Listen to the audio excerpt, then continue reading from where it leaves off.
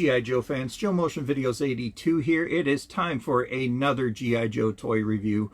Last week we reviewed the Sergeant Savage Battle Bunker. This year, why not this year?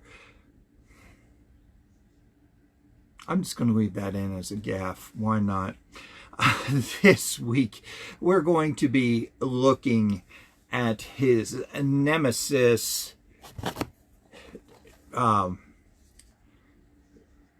General Blitz, and his battle bunker. Of course, he has to have his own battle bunker so they could battle back and forth, right? General Blitz comes in two different characters. General Blitz commanded the Iron Army, which is an army of robots, kind of like the Bats, so that they could easily just be destroyed and still stay within the good graces of the editors or the ratings of a cartoon, and because it's okay to blow up a robot but not a human in a cartoon. Of course, it's for children. So I will point out the differences between both of the General Blitz figures, how to determine which one is a robot, which one is a human, or I should say cyborg. So getting started on this, the Battle Bunker was released in 1995, and only in 95. It was discontinued after that. The line was just defunct. It just didn't go anywhere. We discussed that last week. It fell right down the toilet.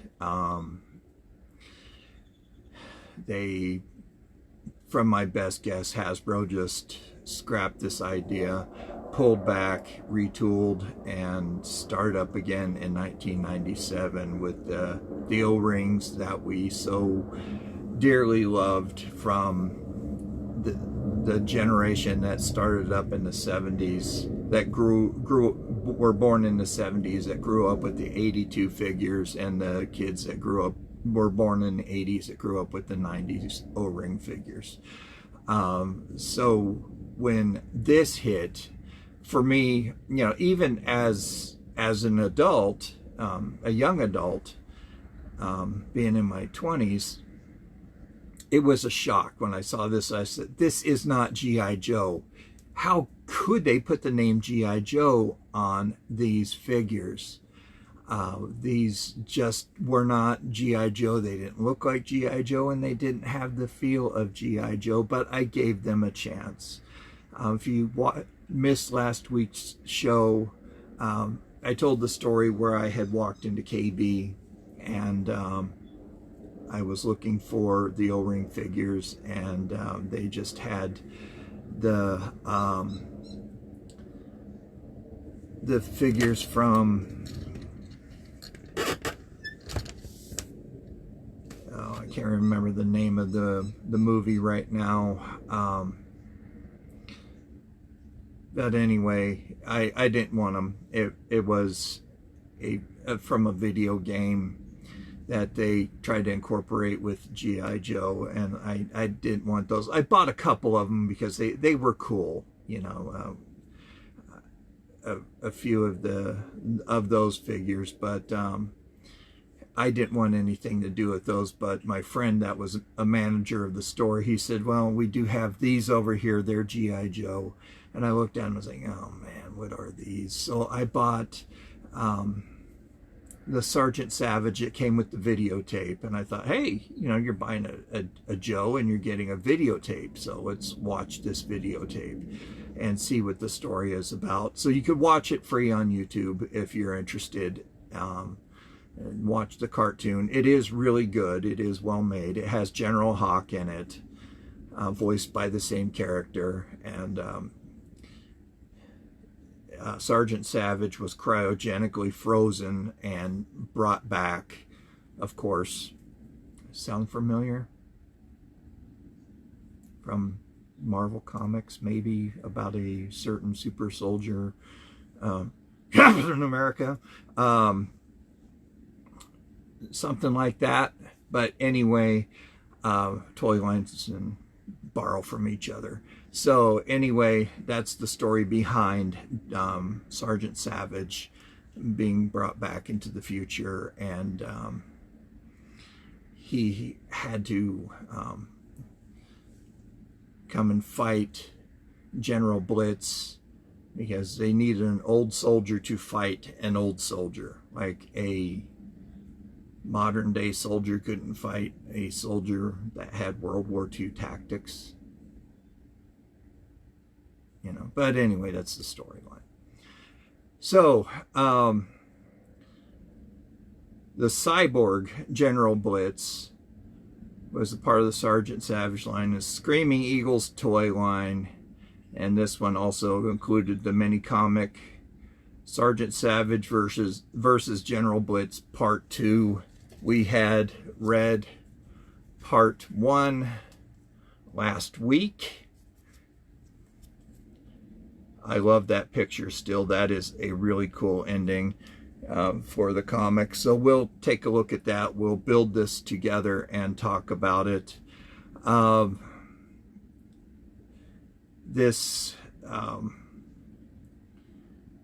body construction was reused over and over again for the same General Blitz, of course. You know, that's just typical Hasbro fashion to reuse the same body, as they did with a lot of their toys.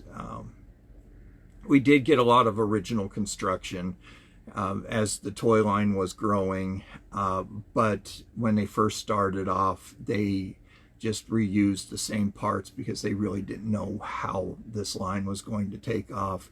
And it was a good thing that they did, because this line just, it was defunct. But I really think this would have done well if it was its own toy line, branded, not branded under G.I. Joe, but Sergeant Savage alone, like Sergeant Rock. That toy line, I think, was done by Galoob. If I remember correctly, Sergeant Rock came out in 83, 84, somewhere in that timeline. I was 10 or 11 when that came out, and they did have little bunkers like this, but they were made out of a molded, very soft plastic that tore real easy, like the old Halloween masks, that type of plastic, you know, that had the little rubber band that was all torn up, and you know, the rubber band broke by the end of the evening kind of mask. So that Sergeant Rock line did pretty good, or LJN, something like that.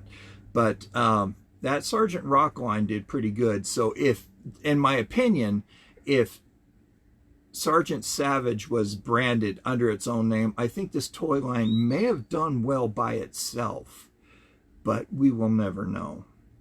The original retail price on this, I have one right here with a KB sticker of $9.99, and it was reduced to $3.99. So the price really, you know, it depended on the retailer. They do something what they call keystoning.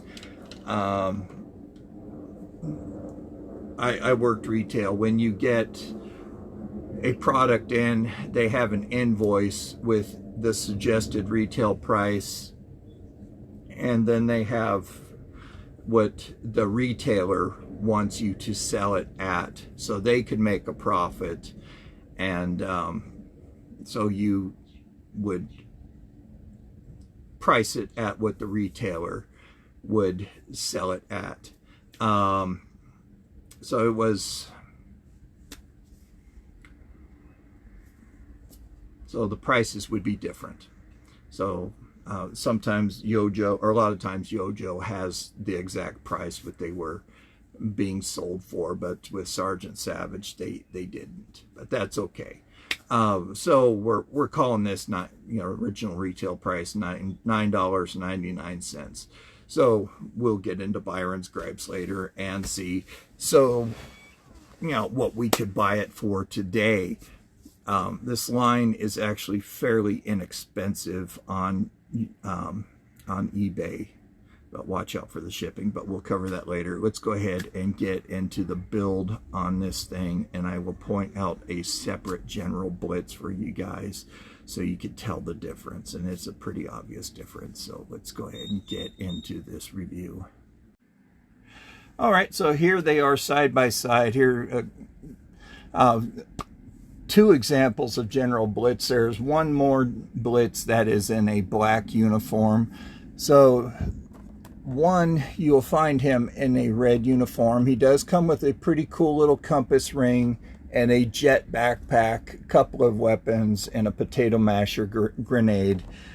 But you can see that he is totally different from the cyborg general Blitz, because this one is in brown. Anytime you see a cyborg Blitz or any cyborg from his Iron Army, they have these hoses attached to them, so you know that they are cyborgs, plain and simple. So let's go ahead and tear into this guy and see what we could see. Go ahead and get started here. I spared you guys the agony of watching me tear it out of the box or take it off the card, but here we go with the parts bag. It's sealed up here, pretty nice. Boy, this one's sealed up, oh, really good. Jeez, that tape melted on there. This lovely Arizona heat. So let's go ahead and dump that out. You can see the bunker is a little bit different from Savage's bunker. Savage, his bunker was green, brown bags. His gun was black. This one's blue. His mortar launcher is black. This one's green. Cool little comic book on there. So let's take a look at General Blitz, the cyborg General Blitz here. He's wearing his brown uniform. His face has a nice little evil scar on it with a whited out milky eye. He has a very cool beard. I wish I could get my beard to look that nice, but it certainly does not. It doesn't grow in that well. Black beard with a nice little, nearly Fu Manchu type mustache. Black eyebrows, black eye, black hair, very nicely sculpted. Wearing a German military officer's hat with an eagle on the top with a red band going across the front. He has a red, it looks like scarf here on the front, a couple tubes going down the front there, some more tubes and electronics across the front here with a black breastplate with the straps that go around the back. You notice there is no screw in the hole in the back. These are sonically welded together, more machinery here in the back. He does have, of course, the hole, because some of these do come with backpacks that are interchangeable. His joints are pretty tight. Here on his tuchus, it reads made in China, 1994 on this, but he was released in 95. The waist does rotate on a peg. He has black gloves with done up in a matte black finish. He has one hand just has a standard glove, has tubing on it. His right glove has more machinery and more tubing on it than the left glove does. You can see more tubing here on the wrist and on his right arm. His left leg has more tubing, more electronics. The right leg does not, so it kind of counterbalances the sides. They have both sides offset. The articulation on these really stink because they are, if you could see up inside the leg there, they're not on your standard T-joint. The joints are very stiff. These are on a metal peg. There is no ankle articulation on these guys. They do have the swivel arm battle grip on them. The heads do not have the ball joint. They just go side to side on them. So they were trying for the standard 4-inch size, which was coming back with other popular toy lines such as Cops, Visionaries, things like that, that were popular during that era. So they were trying to compete with that, and they just ended up with a turkey on this. So looking at his battle bunker, you can see that there's some armor plating on here and dirt piled up here. It's kind of a rampart. Very similar. Actually, it is the same mold as Sergeant Savage's battle bunker. You have the same switch that clicks to put it in a firing position. And this one is stuck. Great. So, okay, there you go. And then it'll fire. But okay, so let's go ahead and put this one together. He does have the Iron Army flag, which is pretty interesting. I do not see a post for the flag, so I guess you could just pretty much put it anywhere. The flag would go in the holes where the posts went with Sergeant Savage's camo net, which this is lacking because they're bad guys. They don't need that cool kind of stuff. Again, it has the very cool rubber barbed wire that I really like. It plugs into these little holes here in the front.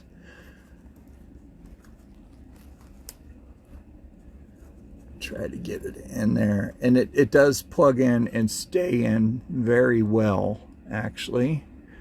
So we'll just stick that anywhere. So there's no real set way of putting the barbed wire in that I could really tell. I'm not looking at the package directions. I'm sure they have a specific design for it, but you know, it's a toy.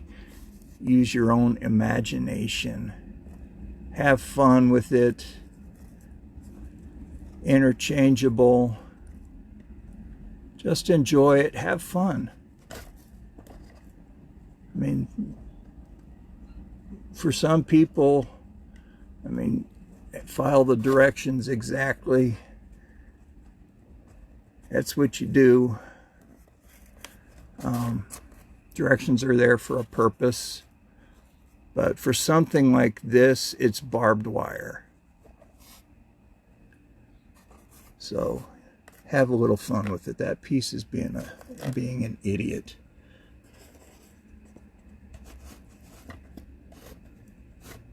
So I'm going to stick this piece in here.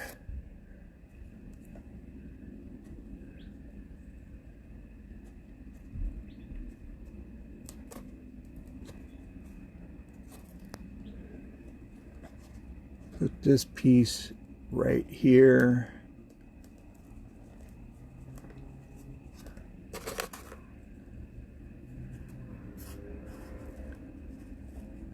This one right here. This is not wanting to go in, and I'm getting a cramp in my shoulder. Okay.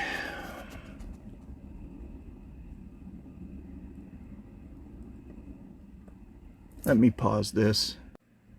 Okay, there we go. We got it all together. So he does have his Browning 50 caliber, his Ma Deuce. We got the rubber bullets. So let's make sure that the bullets are facing forward, the pointy end. Just slot it right through the side here where you see the gap.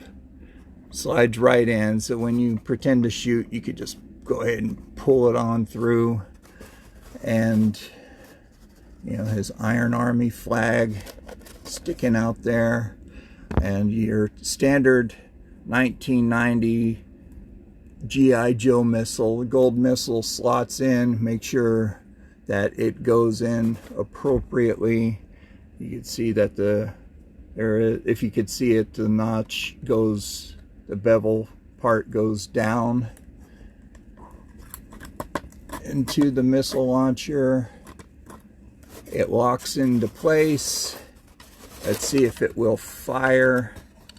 So let's go ahead and cock it, and it fires right into my garbage can. All right, so it works. Right, so here it is, all assembled, looking pretty good. General Blitz is standing up there, looking so imposing and intimidating. I know the missile launcher works really well, which is pretty cool. I love the play feature on this with the self-firing missile. You know, it is missing foot pegs, which these do have peg holes with their little bit oversized feet. But that does help them stand a little bit better without figure stands, which is nice. But anyway, with those, and dropping a missile, you can fit, if you have an extra, or you could even buy online the camouflage netting, you can, you know, pop it on to this as well if you care to customize this battle bunker in particular. But I do like the flag for the Iron Army on there. It's a nice little play set. Don't really have much more to say about that, aside from the 50 caliber, the Ma Deuce. I wish it would go up and down instead of just rotating, you know, nearly 360. It would go 360 degrees if it weren't for the mortar launcher. But I do like it. It's a lot of fun to play with, because I did play with Savage's battle bunker after I was done filming, and I had a good time with it. It was a lot of fun. So let's go ahead and read the comic. So the artwork on the comic, of course, is done by Joe Kubert. That was the artist for Sergeant Rock, which is pretty fitting that they picked him to do this, you know, a military comic for Sergeant, since he did Sergeant Rock's comic. Here I am repeating myself, but I did enjoy Sergeant Rock's comic. I couldn't read at the time. I do have fond memories of laying in bed next to my dad, looking at comics. I look at the pictures and laugh, because he would laugh reading, and you know, I thought that was the thing to do. My dad loved comic books, especially Disney. He was a very avid reader, a big fan of Zane Grey. He read the entire series over and over again. So he had a huge library of books. Very, very well-read man. Still have his comics, actually. I don't want to let those go, because I do enjoy reading those. I'll pick them up once in a while and read through them. But anyway, so this is part 2 of the first one that we read. So it left off with Sergeant Savage having a battle with General Blitz, and he was saying, well, yeah, they're going to come back. So of course he's going to come back. So this is Savage versus General Blitz Part 2. So here we go. Take my glasses off so I could see. Yeah, I need to go back to the eye doctor. It says, this is General Blitz yelling to his Iron Army. Attack them from all sides. Wipe them out. Savage and his Joes. And here's Savage from inside of his battle bunker. Get ready, Eagles. Here they come. Attack them. Wipe them out. Off the face of the earth, yells Blitz.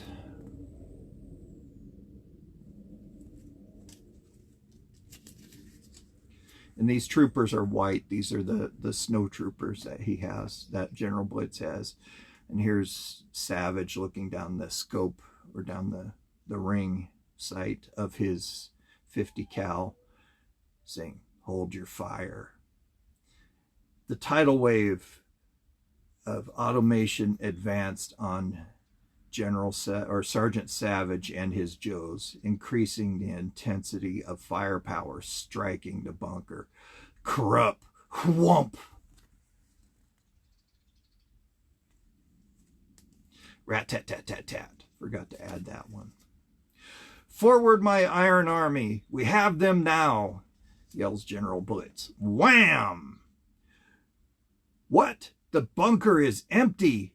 Where did they go? Where is Savage and...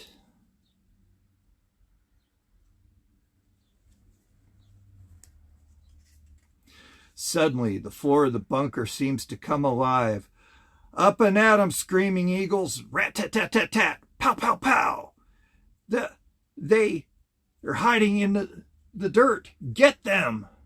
So Savage and his men buried themselves under the dirt, coming up out of the floor, out of the ground. Very slick. That's a cool move.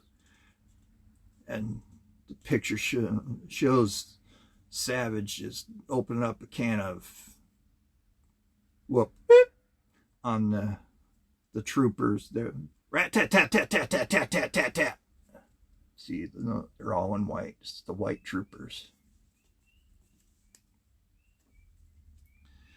We beat them, Sarge. Send them packing. We haven't seen the last of General Blitz and his Iron Army.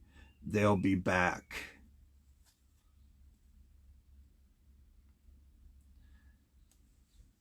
Pretty cool. So I'll just take both of these comics. So I noticed that this one has Savage on it. This one came with his bunker, and this one, General Blitz, came with his bunker. So if you find these on the aftermarket and you're wanting to match them up, look for the one with Savage and Blitz, and those go with the appropriate bunkers. So these will go back into the bag for safekeeping. Very cool little comics, a nice little add-on to these already awesome toys. Very, very fun bunkers. I love these. Definitely will work out with your 3 3/4 inch Joes. They might not be as tall to see over the sandbags, but hey, you know, why not use them with your 3 3/4 inch?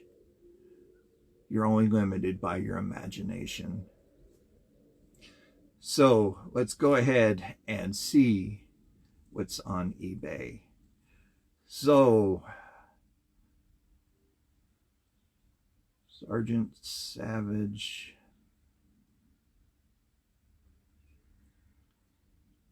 Okay, General Blitz Battle Bunker. Hold on. General Blitz Battle Bunker.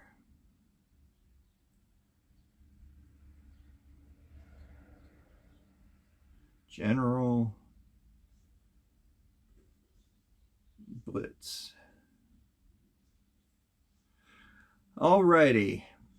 So We're getting into my favorite segment of Byron's Gripes. So here's my disclaimer. Thank you very much for everybody who stuck around to this point. If you are new to the collecting community, or if you're looking to buy this playset, I use eBay just for a reference alone. That is it. I use eBay. I purchase on eBay and I sell on eBay. I don't do it to pick on eBay. I don't pick on the sellers, but I do make fun of the prices. That's why it's called Byron's Gripes, because some of these prices are just simply stupid. People see the word G.I. Joe and they think it is absolutely priceless. These things are rare, they're expensive. Yeah, they're not that rare, guys. These were made tens of thousands. You know, some things are rare, some are very expensive. You know, the flag for one, the Terrordrome for another. Voice cracking again, man. Manopause or something, I don't know. There are some pieces that are pretty rare, mail orders, stuff like that. But nonetheless, it's all what the people want to price it at. Sometimes eBay will set the price for you. I learned that with some things that I have listed right now, where eBay says this is what other sellers have listed it at, and this is what it has sold at, and so they automatically list it, and you could edit the price if you want. So anyway, there are many other sites out there that sell vintage and new G.I. Joe, but I do recommend that you shop at your local vintage toy store, comic book shop, thrift shop. If you're in the UK, Canada, your car boot sales, antique stores. Somebody had mentioned that they had bought a carded General Hawk from 1986 at an antique store. So you never know what you'll find at an antique store. So he never mentioned what he paid for it, but you know, it's pretty cool. 20 years old makes something an antique. So if you were wondering what an antique is, or what classifies something as an antique. So here we go. A complete battle bunker, $39. I'm going to, if this is free shipping, it's out of the package, so I'm going to put that up with deal of the day. Here is one that is incomplete. It is missing the mortar, $40. No, that's a little bit too much. General Blitz, $5 or best offer. I'll put that up with deal of the day. You know, you could use him, you know, as a troop builder, you know, whatever. You can't really take him apart, but you could customize him, you know, just build up an army with these. You know, it'd be kind of fun just to have a bunch of these laying around if you so choose. Here's a General Blitz that comes with a missile and some sort of a weird looking grappling hook that may have come with another Savage toy. $9.95. That's a little steep for me. Not really. I wouldn't go for that. This isn't. That's just little outlandish. $8.99. Thank you, no. Unless you picked up the front of a bus and got it out from underneath a tire and rescued it, I wouldn't pay that much for it. Missile for this one, $2.99 or better offer, and they want $4.99 for shipping, which is standard. $2.99 seems to be the going standard for missiles from that time period. Oh, let's see. Here's another General Blitz for $8.95. Again, thank you, no. isn't a lot. Here's his flag. Okay, this is very interesting. Flag $4.95. I'll put that up with deal of the day because I have a feeling we might not be seeing a lot of those flags. And you won't see a G.I. Joe flag selling for $4.95. You get it? Flag $4.95. Ha ha. The barbed wire, $3.95 or $3.99. Here it's $7.30 with $6.10 for shipping on this for this Come on, guys. No, I don't think so. There's a lot of different General Blitzes on here. The black uniform General Blitz. I think not, but that's it, man. That's pretty disappointing. There's not even one of these carded. Oh, and here's one that just popped up, but this one is up for auction, but I won't quote the auction price because it hasn't sold yet. There's only 6 hours left with 0 bids, and it's incomplete. So that's it, guys. Byron's gripes was kind of anticlimactic today. Didn't get to gripe about much. So there you have it. I hope you did enjoy this review. I would really appreciate it if you'd bring a friend in and share this video with them. Sit down and enjoy the video with your family. Share the video. Hit that subscribe button if you do me a big favor. If you haven't yet subscribed, I would really appreciate it. Give me a good thumbs up if you enjoyed the video. That does help out. That helps spread the word across YouTube to get this video spread to other viewers. I would really appreciate that. It helps this channel grow. When the channel grows, I could give out more prizes and stuff like, pardon me, hiccups all of a sudden. Technical word for hiccups is singletus. Word of the day, singletus. But anyway, I would really appreciate that. Yes, it's December. I haven't yet decorated back here. I haven't put my wreath up yet. But I am wearing a Christmas Scooby shirt. So anyway, you guys, thank you so much for the help that you've given this channel. It's grown so much this year. I really appreciate it. But anyway, you guys, you take care. Stay safe out there. Cold flu season. Remember, wash your hands.